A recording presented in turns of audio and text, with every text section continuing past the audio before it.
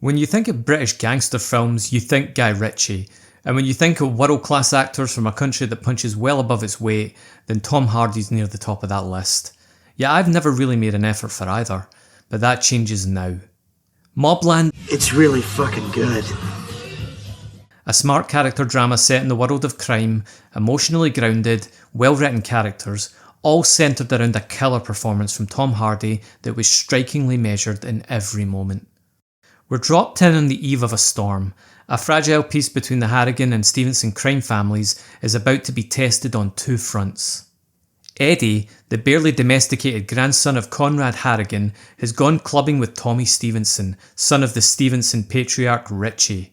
Now Tommy's missing. Meanwhile, Conrad's making a play for the Stevenson drugs turf, partly to flush out a suspected rat in his own crew. Setting the stage for ambition, blood and revenge. At the centre of all this is Harry D'Souza, fixer for the Harrigans, caught between loyalty to the family he works for and duty to his own family that he's desperately trying to keep together. A man stretched thin, missing marital counselling appointments, late on favours, but still trying. And pulling the strings are the Harrigans themselves, your classic criminal casserole. There's the capable heir, the illegitimate love child, The boss today. the fuck-up begging for approval, and the two seemingly stable parents united by love and legacy, but we'll get back to that. Harry's tasked with investigating the missing Stevenson boy, digging in his own backyard, which quickly begins to uncover deeper problems and reopen old wounds in the shape of pride, shame, infidelity, and questions of succession. Can Harry hold his family together? Can he keep cleaning up the Harrigans' endless messes and stop the problems with the Stevensons from spiralling into all-out war? Guy Ritchie's appeal only clicked with me finally last year with his Netflix show The Gentleman. A brilliant blend of straight-faced drama and absurdity. The idea of British noblemen bound up in underground drug empires. Ridiculous, right? Right? MobLand has its quirks, but never quite tips into anything like absurdity. It finds its own sweet spot of surprisingly human gangsters and a believable bottle universe, with plenty of heart and dark humour buried among the bodies. The real star is Tom Hardy. He's not just a mindless brutal thug despite, what he looks like. Chin up, you ugly bastard. He plays Harry as a highly experienced operator, good at what he does, efficient but overloaded, a man too stretched to waste any energy. It's established early on in a nightclub when he's investigating Tommy Stevenson's disappearance. He asks for the surveillance footage, and when the owner gets twitchy, he warns him right now he's in first gear. They don't want to see second. He's mildly pissed off that he even has to explain anything about who he is, or even begin to hint at the consequences for not complying. He'll do whatever it takes, but violence is a last resort, mostly because it takes too long. As the show builds, we do see those gears shift, but he stays composed, even when taking on a full gang of armed men alone.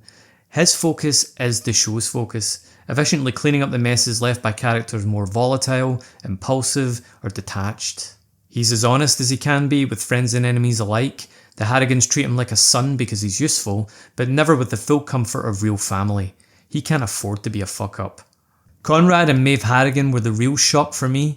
Like I said, I don't usually bother with gangster stuff, but I will occasionally watch something for Pierce Brosnan, and that poster with him and Helen Mirren looked like dark versions of Bond and the Queen, English criminal royalty, all icy stares and an air of total control. But they're far from smooth operators, and definitely not English. I'm Irish, now fuck off. Yes, Brosnan goes full native in this one, and not for the first time in recent years. These two are wild, egotistical, proud and damaged. Their volatility is driving events in the present and dragging up the past along with it. Old secrets, uncomfortable truths, all stirred back into life, leaving Harry in the middle trying to keep the wheels on. And the show's definitely strongest there. When centred on Harry, he's the connective tissue grounding everything and trusted by everyone, even his enemies. Some twists come later on and feel a little out of left field, driven by pettiness, arrogance and desperation, or even something approaching madness, but they always reveal something. Nothing's wasted. Visually, the show looks great, clean, cinematic and mercifully free of that grey sludge finish common to British shows, with a high bar of memorable performances from some of the UK's finest. I'm Irish, now fuck. Sorry, Pierce, and Ireland. In short, MobLand is excellent. Not perfect, but miles ahead of most of what's out there. For a show that sounds like a theme park, it's got the same adrenaline, same number of people being called cunt, but a much worse safety record. Confusiasm? Out.